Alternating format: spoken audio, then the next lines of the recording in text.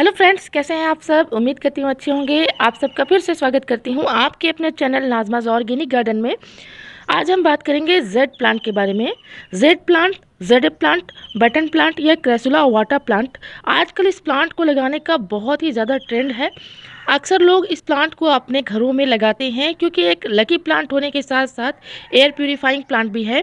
Easy to maintain succulent plant है और इसकी फ्लेक्सिबल स्टेम की वजह से इसको किसी भी शेप में ढाला जा सकता है। जैसा कि आप यहाँ देख सकते हैं, मैंने इनको वायर की हेल्प से बहुत सारे शेप में ढाला है और कटिंग से इजीली लगते हैं, इसलिए एक ही कटिंग से मैंने ढेरों प्लांट्स तैयार कर लिए हैं अपने इस टेरेस गार्डन पे। तो आप भी इनकी कटिंग को इजीली लगा सकते हैं। बस इनकी मिट्टी को वेल ड्रेन बनाना होता है। और जैसा कि आप यहाँ पर देख रहे हैं, मैंने ढेरों सारे प्लांट्स यहाँ पर लगा कर रखे हैं। कटिंग से इनको तैयार करना इजी होता है, लेकिन हमें कुछ बातों का ध्यान भी देना होता है। तो आज मेरे पास एक जेड प्लांट है जिसकी मैं रिपोर्टिंग करने वाली हूँ। इसको मैंने कैनोपी डेवलप किया था और बहुत ही खूबसूरत कैनोपी बना था, लेकिन ये जो प्लांटर है वो सिरामिक का है और इनकी हाइट कम होने की वजह से रूट बाउंड हो चुका है, तो इसे निकालना बहुत ज़रूरी है। तो देख सकते हैं, हमने इनको निकाल लिया है। पूरे तरह से रूट बाउंड हो गया है। अगर इसकी रिपोर्टिंग नहीं की जाती तो ये धीरे धीरे ख़राब हो जाता। तो इनको हम अलग करेंगे। देख सकते हैं इनके स्टेम कितने मोटे हो चुके हैं। तो आज मैं इनको बॉन्साई आकार दूंगी और इसकी बॉन्साई बनाना भी आसान है। नर्सरी में इसकी बॉन्साई की बहुत ज़्यादा हाई रेट रहते हैं। जेड प्लांट को रिपोर्ट करने के बाद आपको कुछ बातों का ध्यान देना ज़रूरी है, जैसे कि जेड प्लांट की रिपोर्टिंग करने के बाद उसमें पानी का ध्यान देना ज़रूरी है। जब हम न्यू प्लांट लगाते हैं तो उसमें ज़्यादा पानी देना पड़ता है। हालांकि ये सक्लेंट प्लांट है, इसमें कुछ कम ही पानी दिया जाता है, लेकिन शुरुआती स्टेज में जब ये प्लांट छोटा हो तो उसमें आप पानी दीजिए, क्योंकि ज़्यादा पत्तियाँ नहीं होती है। जब ज़्यादा पत्तियाँ हो जाएं तब इसमें पानी बहुत कम करें देना। और अगर आप इसको बॉन्साई बनाना चाहते हैं तो इनकी रूट प्रूनिंग करें और छोटे गमलों में इसको लगाएं, ऊपर से इनको कट करते रहें। जेड प्लांट की रिपोर्टिंग करने के लिए आपको वेल ड्रेन मिट्टी बनाना ज़रूरी है। जेड प्लांट सक्लेंट प्लांट है और बहुत ज़्यादा धूप को पसंद करने वाला प्लांट है। इसको रिपोर्ट करने के बाद छाया में भी रखने की ज़रूरत नहीं होती है। बिल्कुल धूप पसंद करने वाला प्लांट है। इसकी मिट्टी में आपको रेत मिलाना ज़रूरी है। तो देख सकते हैं, मेरी जो मिट्टी है रेतीली मिट्टी है और इसमें हमने कॉर्डन कंपोस्ट ही मिलाया है, क्योंकि लीफी ग्रोथ वाला प्लांट है और नाइट्रोजन वाली खाद अगर इसमें डालते हैं तो ये बहुत ही अच्छे से ग्रो करता है।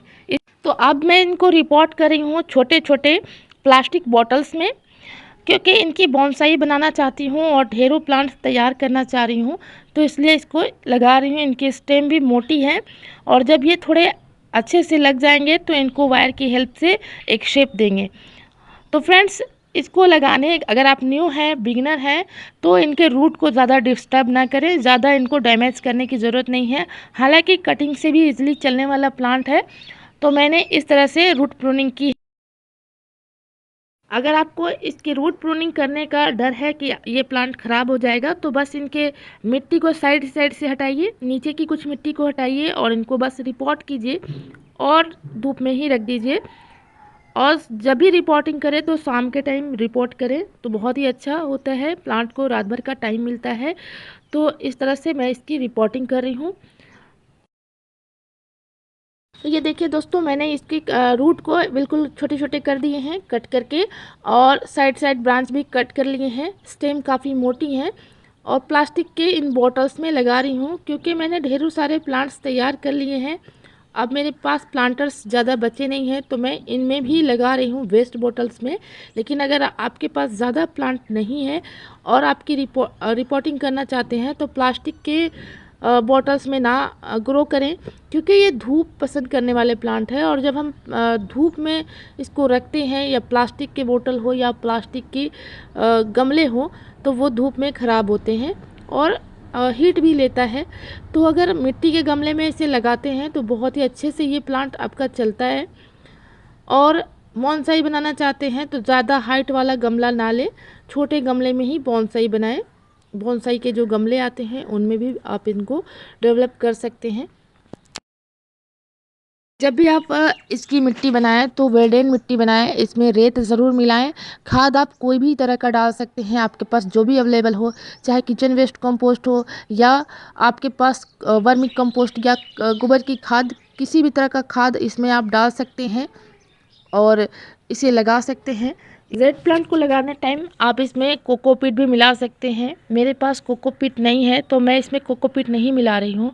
और अगर इसकी सिंपल मिट्टी तैयार करना चाहते हैं तो 2 पार्ट आप इसमें गोबर की खाद मिलाकर मिट्टी तैयार कर लें और 1 पार्ट इसमें रेत मिलाएं और इस तरह का सॉइल मिक्स तैयार करके इसको लगाएं। इस तरह से मैंने पॉली बैग्स में भी इनको लगा लिया है। जो भी नर्सरी से मैं पॉली बैग्स लाती हूँ अपने प्लांटर लगे हुए तो उनको फेंकती नहीं हूँ और इस तरह से कटिंग और इनकी बॉन्साई तैयार करती हूँ इसको लगाकर।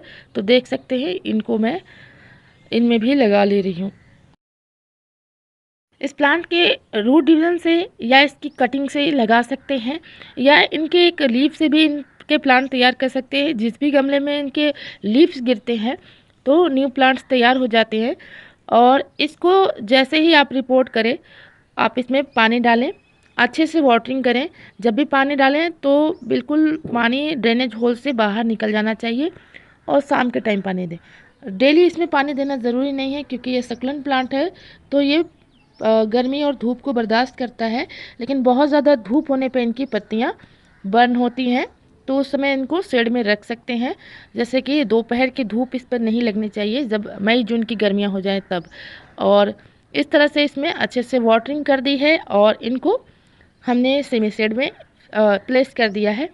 दोस्तों मैंने कुछ दिन पहले आपसे शेयर किया था कि बहुत सारे प्लांट्स की मैंने कटिंग्स लगाई हुई थी और रिपोर्ट किया था छोटे छोटे गमलों में, तो वो भी हमारी रेडी हो गई है। उसकी क्या कंडीशन है ये आज आप लोग से शेयर कर रही हूँ। मैंने जितने भी कटिंग्स तैयार किए हैं वो एक ही प्लांट से तैयार किए हैं। आप भी इनकी कटिंग्स को एक ही प्लांट से तैयार कर सकते हैं और इसके लिए कोई भी छोटा बड़ा गमला लेने की ज़रूरत नहीं है। जिस तरह का पॉट आपको मिलता है उसमें आप लगा सकते हैं। यहाँ पर आप देख सकते हैं छोटे भी प्लांटर में मैंने लगाए हुए हैं और बड़े प्लांटर में भी इनको लगाया है। ढेरों प्लांट हमारे तैयार हो चुके हैं और जो कटिंग हमने लगाई हुई थी वो आज आप लोग के साथ शेयर कर रही हूँ कि किस तरह से उनमें ग्रोथ होनी स्टार्ट हो गई है।